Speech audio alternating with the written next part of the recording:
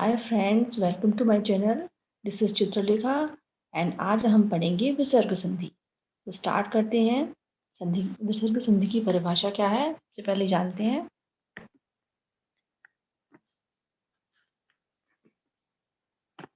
जब संधि करते समय विसर्ग के बाद स्वर या व्यंजन वर्ण के आने पर जो विकार उत्पन्न होता है, हम उसे विसर्ग संधि कहते हैं।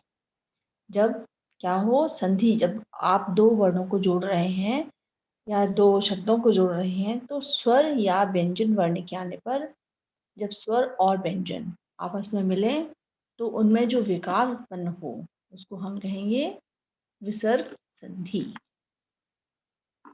अब सबसे पहले इसमें भी काफी सारे नियम है। तो सबसे पहले जो पहला रूल है, पहला जो नियम है उसको जानते हैं। अगर कभी संधि के समय विसर्ग के बाद श, स या स तीनों श में से विसर्ग आए तो विसर्ग अपने मूल रूप में बना रहता है या उसके स्थान पर बाद का वर्ण आ जाता है। कैसे आ जाता है वो देखिए। जैसे यहाँ पर लिखा है निह प्लस संदेह, तो क्या हो गया निस्संदेह, यानी कि विसर्ग के बाद कौन सा सा आया, ये आया है। सा से सड़क वाला जो सा आया है, तो क्या या तो विसर्ग ही बना रहेगा, कोई चेंज नहीं करेंगे उसमें, या फिर विसर्ग के बाद जो व्यंजन आया है या जो वर्ण आया है उसी को आप लिख देंगे। आधा आएगा लेकिन पूरा नहीं आएगा, विसर्ग की जगह पर क्या आएगा, आधा सा। तो निस्संदेह इस तरह से भी लिख सकते हैं और इस तरह से भी, दोनों तरीके से लिख सकते हैं। फिर दूसरा है आपका दुह प्लस साहस। तो यहाँ भी विसर्ग के बाद सा आया है तो आप क्या करेंगे, या तो दुस्साहस कोई चेंज नहीं करेंगे उसमें, नो चेंज, खाली विसर्ग के साथ उसको लिख देंगे, या फिर आप विसर्ग के बाद सा आया है तो उसको दुस्साहस इस तरह से लिख सकते हैं। दुह प्लस शासन, दुस्शासन।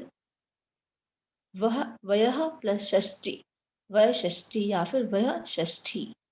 विसर्ग को एज इट इज रहने देंगे या फिर उसके विसर्ग के बाद जो वर्ण आया है उसको आप आधा लिखेंगे, पूरा नहीं लिखेंगे, आधा लिखेंगे। ठीक है, सेकंड जो नियम है उसको देखते हैं। यदि विसर्ग से पहले ई या ऊ हो, विसर्ग से पहले क्या हो, छोटी ई हो या फिर छोटा ऊ हो और बाद में र आए, तो विसर्ग का लोप हो जाएगा अथवा विसर्ग वहां से ही चला जाएगा, गायब कर देंगे विसर्ग, वो लुप्त हो जाएगा। और ई अथवा ऊ दीर्घ ई यानी कि बड़ी ई और बड़े ऊ में बदल जाएंगे। कैसे बदलेंगे, जैसे यहाँ पर लिखा है निह प्लस रव, निह प्लस रव। तो विसर्ग के पहले क्या है, छोटी ई। कह रहे हैं ना कि अगर विसर्ग के पहले छोटी ई या छोटा ऊ हो तो विसर्ग के पहले क्या है, छोटी ई है। तो यहाँ पर क्या हो रहा है, विसर्ग का लोप हो रहा है, यानी कि विसर्ग नहीं आएगा और क्या हो जाएगा, ये दीर्घ में बदल जाएगा, छोटी ई बदल जाएगी बड़ी ई में। तो निह प्लस रव, नीरव। उसी प्रकार निह प्लस रोग, तो यहाँ से भी विसर्ग का लोप हो जाएगा और जो छोटी ई है वो बड़ी ई में बदल जाएगी, तो निरोग, निरोग। यहाँ पर है निह प्लस रस, तो यहाँ भी क्या हो जाएगा, छोटी ई बड़ी ई में बदल जाएगी और विसर्ग का लोप हो जाएगा, तो हो जाएगा नीरस। नेक्स्ट देखेंगे।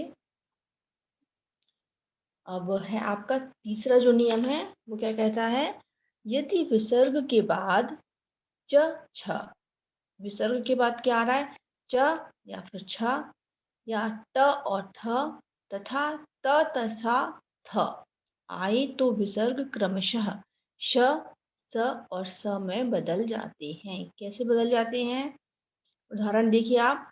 निह प्लस तार, यहाँ पर क्या है, विसर्ग के बाद क्या आ रहा है, त, तो ता किस में बदलेगा, देखो त और था बदलेंगे आपके सड़क वाले समय, तो हो गया निस्तार। दोह प्लस चरित्र, च और छ किस में बदलेंगे, च और छ आपके बदलेंगे श, सीटी वाले श में, तो दुष्चरित्र। निह प्लस छल, यहाँ फिर च और छ दोनों ही सीटी वाले श, निश्छल। पर याद रखिएगा विसर्ग के स्थान पर आधा श आएगा, आधा वर्ण आएगा हमेशा, पूरा नहीं आएगा। इस चीज को आप याद रखिएगा। धनु धनु प्लस टंकार, धनुष टंकार। ट और ठ की जगह पर कौन सा आएगा? षटकोण वाला श, इसलिए यहाँ पर ट होने से क्या हो जाएगा? षटकोण वाला श। धनुष टंकार। निह प्लस ठुर, निष्ठुर। थ की जगह पे क्या आ गया? षटकोण वाला श। ट और ठ की जगह पे आएगा षटकोण वाला श। च और छ की जगह आएगा सीटी वाला श। और ट और थ की जगह पे आएगा सड़क वाला श। ठीक है। नेक्स्ट देखेंगे नियम नंबर 4। ये है विसर्ग के बाद क, ख, प तथा फ। क, ख, प तथा फ रहने पर विसर्ग में कोई परिवर्तन नहीं होगा। कैसे नहीं होगा? प्रातः प्लस काल, प्रातः काल। पर यहाँ एक चीज आप याद रखिएगा, विसर्ग के पहले क्या है? अस्वर है। विसर्ग के पहले अस्वर है, तभी कोई परिवर्तन नहीं होगा। अभी आगे आप देखेंगे वहां पे परिवर्तन होगा, क्योंकि वहां पर अ नहीं होगा। अभी नेक्स्ट जो मैं बताऊंगी तो आपको वो रूल भी समझ में आ जाएगा। यहाँ विसर्ग की पहले क्या है? अस्वर है। तो अगर विसर्ग के पहले अस्वर है और बाद में क्या है? क, तो कोई परिवर्तन नहीं होगा। प्रातः काल। पयः प्लस पान। विसर्ग के पहले अस्वर है और बाद में क्या है? प, कोई परिवर्तन नहीं होगा। पयः पान। अंतः प्लस करण, अंतःकरण। यहाँ भी विसर्ग के पहले अस्वर है और बाद में क्या है? क, इसीलिए कोई परिवर्तन नहीं होगा। सरलता से लिखेंगे आप अंतःकरण। सिंपली कुछ नहीं करना आपको। नेक्स्ट देखेंगे नियम नंबर 5 क्या कहता है?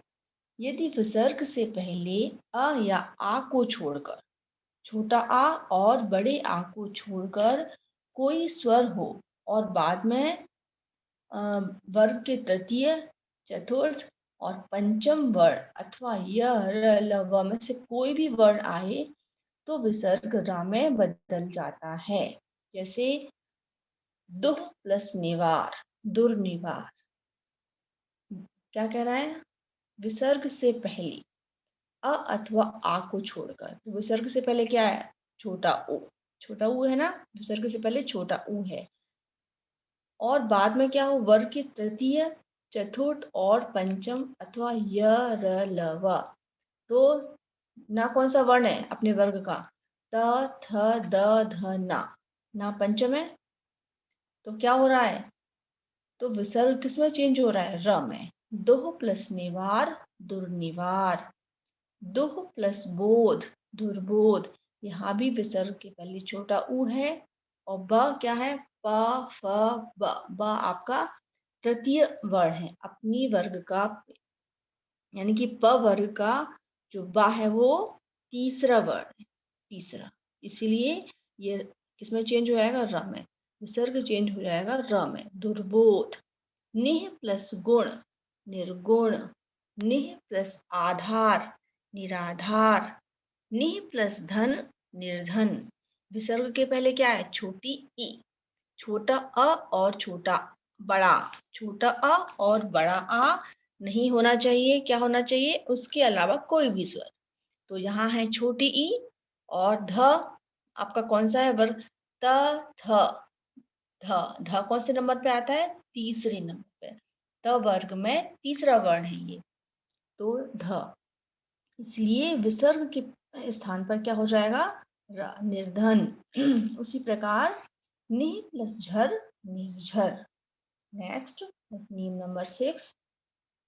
यदि विसर्ग से पहले अ अथवा आ को छोड़कर कोई अन्य स्वर आए और बाद में कोई भी स्वर आए तो भी विसर्ग र में बदल जाता है।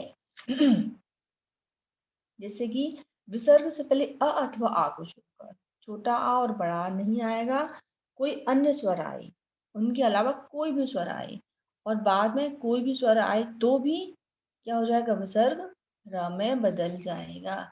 विसर्ग से पहले छोटा और बड़ा नहीं आना चाहिए, बाद में कोई भी आए तो विसर्ग से पहले क्या है? छोटी ई और बाद में कह रहे हैं कोई भी स्वर आए यानी कि आ से लेके आओ तक कोई भी स्वर आए।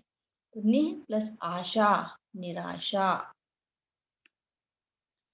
निह प्लस ईह, निरीह। निह प्लस उपाय, निरुपाय। तो विसर्ग किसमें चेंज हो रहा है? विसर्ग आपका में चेंज हो रहा है। निह प्लस उपाय, निरुपाय। नेक्स्ट देखेंगे नियम नंबर 7।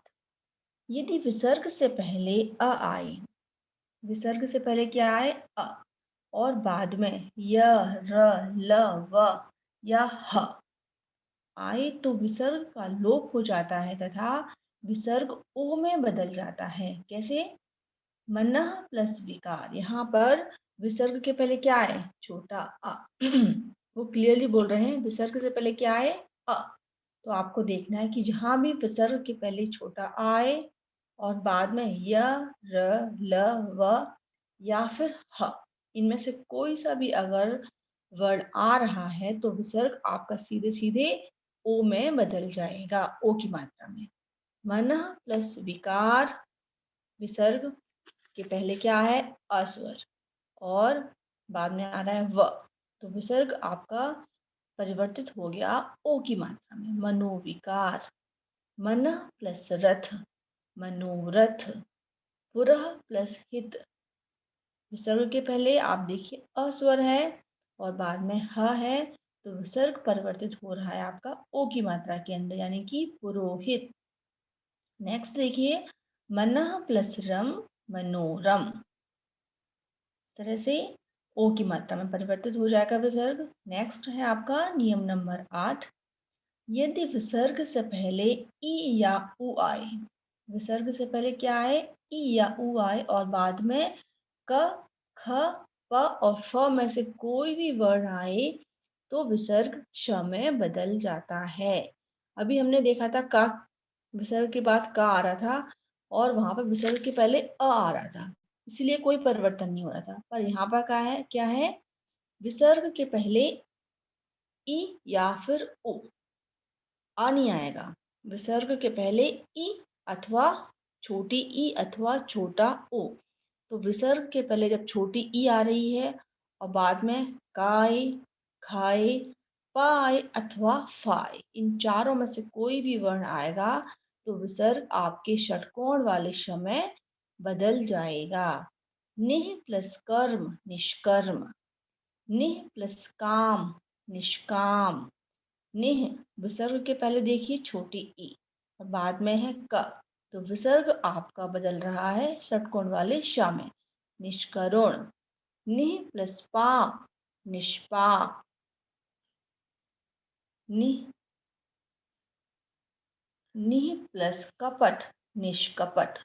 विसर्ग के पहले छोटी ई और बाद में है क, तो विसर्ग आपका बदल रहा है षटकोण वाले श में। निष्कपट। नि प्लस फल, निष्फल। तो इस तरह से हमने विसर्ग संधि के कुछ 8 नियम देखे। इन्हीं पर आधारित कुछ प्रश्न क्वेश्चंस हम नेक्स्ट क्लास में लगाएंगे। तो शायद आप लोगों को थोड़ा सा समझ में आया होगा विसर्ग संधि के बारे में कुछ एग्जांपल्स के थ्रू। आप और प्रैक्टिस कीजिएगा। नेक्स्ट क्लास में मैं और कुछ जो पेपर आए प्रीवियस ईयर में जो क्वेश्चंस आए हुए हैं उन वो आप सॉल्व करेंगे, तो आपको और ज़्यादा क्लियरिटी आएगी संधि के ऊपर। तो जब तक के लिए thank you for all watching my video. Please share and subscribe if you like my video. Thank you so much.